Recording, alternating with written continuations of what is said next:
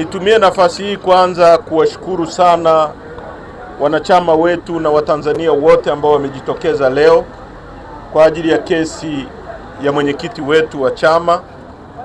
Tumefurahi, tumemwona. Kama mlivyosikia, tumefungiwa muda mrefu tangu mwezi wa 11. Hata mimi nilikuwa sijafanikiwa kuonana naye. Nimshukuru kipekee kaka yetu Saidi Bungara Bwege kwa hali yake na usafiri wa Dar es Salaam kuja hapa. Ni spirit ya hali ya juu sana, kwa sababu wote tunajua hii kesi huwa inakuja na mambo mengi, watu kupigwa, kuumizwa, kufanyiwa matendo ya kihuni. Kwa hiyo yeye kujitoa ni mtu ambaye anaonesha kwamba kwenye haki hawezi kurudi nyuma. Kwa hiyo namshukuru sana Bwege na watu wengine wote ambao wamejitoa kuja hapa. Nina mambo mawili ya kusema kwenu leo. Narudia wito wetu ambao tumeutoa tangu mwezi wa 4. Leo mwenyekiti ana siku 307 gerezani. Tumesema tena na tena na tena kwamba hii kesi ni kesi ya uongo, ni kesi isiyo na miguu, ni kesi ya kisiasa ya Samia aliyekuwa anaogopa kushindana na Lissu. Wamemfungulia kesi, wamekaa naye, wamejitangaza, wameumiza watu kwenye uchaguzi ambao haukuwepo. Wamwachilie sasa, kwa sababu walichokuwa nakitaka ndio hicho. Wameshajitangaza na wameenda waliko. Wamwachilie Tundu Lissu arudi mtaani, jambo ambalo chama chetu hakitafanya. Na natumia nafasi hii kuwaambia wale wanaotumika na CCM na CCM wenyewe. Mmesikia wanasema kwamba kuna wanaharakati na wanasiasa kwamba wananufaika na Lissu kuwa ndani. Mmewasikia? Hawa ni watu wanaotumiwa na CCM, kwa sababu hakuna mwanaharakati ambaye amefungua au aliyelalamika kwa hii kesi. Na kwa knowledge yangu, wanasiasa wanaolalamikia hii kesi, waliofungua kesi, wenye kesi hii ni wanasiasa wa CCM wakiongozwa na mwenyekiti wa CCM, ndio wenye hii kesi. Hakuna mwanasiasa mwingine yoyote kwenye upinzani, at least kwa upande wetu Chadema, anayenufaika na mwenyekiti wetu kuwa ndani. Sio kama mnanielewa? Kwa hatutakubali blackmail. Hii kesi wanataka kuitumia kama blackmail, kwamba wamemkamata mwenyekiti, wanakaa naye, alafu wanatengeneza masharti kwamba fanya hivi. Mara ya kwanza walisema kubali tukuachie uondoke nchini uende Ulaya. Nilisema hapo mwaka jana. Mwenyekiti amwambia hawezi kukubali, wakae naye mpaka siku watakapomwachia bila masharti. Sasa wanatumia hii wakifikiri kwamba wanatulazimisha kwamba tukubaliane na maagizo yao ya uongo, au na makubaliano yao ya uongo, au na kitu wanachoita maridhiano ya uongo, kwamba kubalini, kwamba si nini, tumwachie Lissu. Hatutakubali Lissu kuachiwa kwa masharti. Hili nataka niliweke wazi na kila mtu ajue.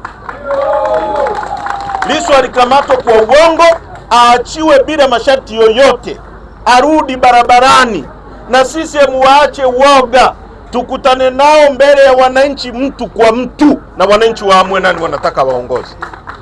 Tunaelewana vizuri kwamba hakuna masharti ya aina yoyote tutakayokubali, kwa sababu kukubali masharti ni kukubali kwamba mwenyekiti wetu amekamatwa kwa njia za uhalali.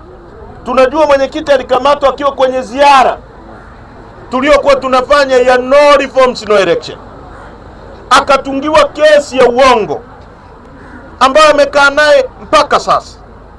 Na wengine wanashangaza sana wanaosema hivi, wanasahau kwamba mwenyekiti Mboya alikaa gerezani miezi 8.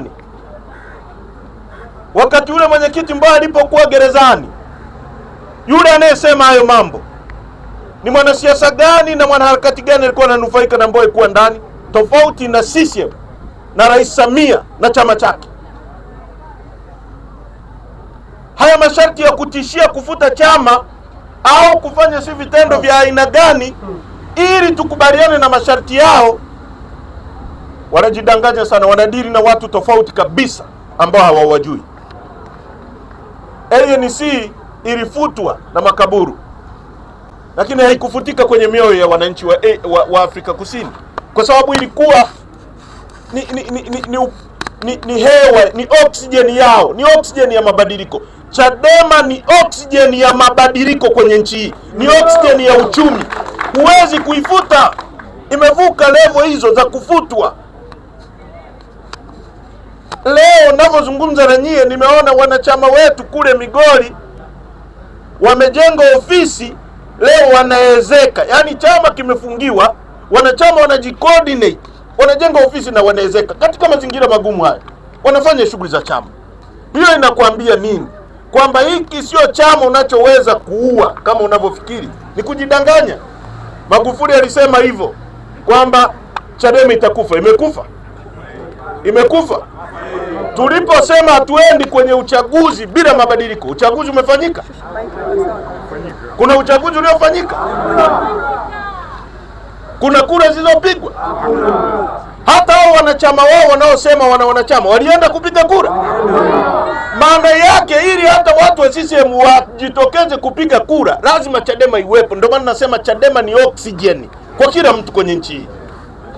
Kimevuka kuwa chama kikuu cha upinzani, ni chama kikuu cha siasa Tanzania. Si kama mnalielewa hili. Ndio chama kikuu cha upinzani kwa sababu ndio chama pekee kilichopo kwenye nchi hii.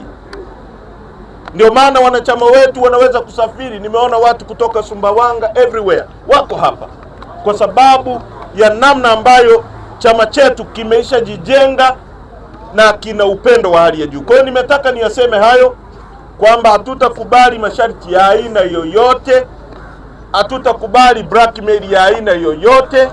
Tunachotaka ni free Tundu Lissu. Mwenyekiti wetu aachiwe bila masharti, chama chetu kifunguliwe, tukutane uwanjani na sisi. Kama wanajiamini tukutane nao, wajenge hoja zao za kiuchumi, tujenge hoja zetu za kiuchumi. Watanzania waamue nani wanataka awaongoze. Full stop. Mambo mengine haya sisi hatutayafanya. Asanteni sana, tukutane Jumatano.